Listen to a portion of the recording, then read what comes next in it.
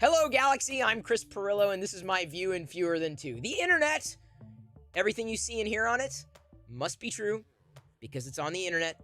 Nobody knows you're a dog. But recently, a PR firm was caught having paid users to boost their scores for certain movies on Rotten Tomatoes. So they were basically paid, but that was not disclosed in the upvoting of a film.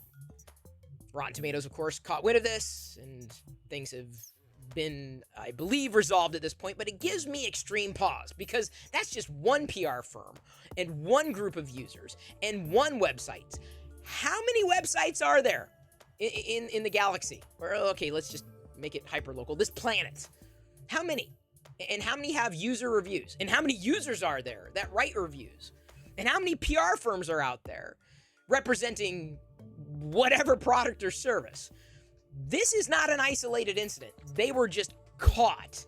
And I would say that's just the tip of the iceberg. I don't really trust a lot of reviews, and this is one of the reasons why. I've been paid to present information, but I've disclosed, and that goes all the way back. You know up front.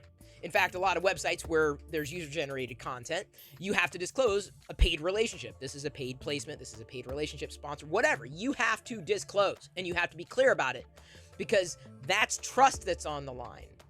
Big trust. And that's everything that fuels this ecosystem. I'm not fearful that Rotten Tomato scores are going to mean less.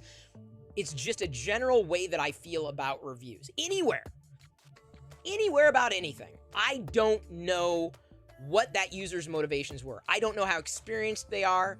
I can't trust them. Now, who do I trust? My friends, my circle. Or I trust my own eyes, my own ears.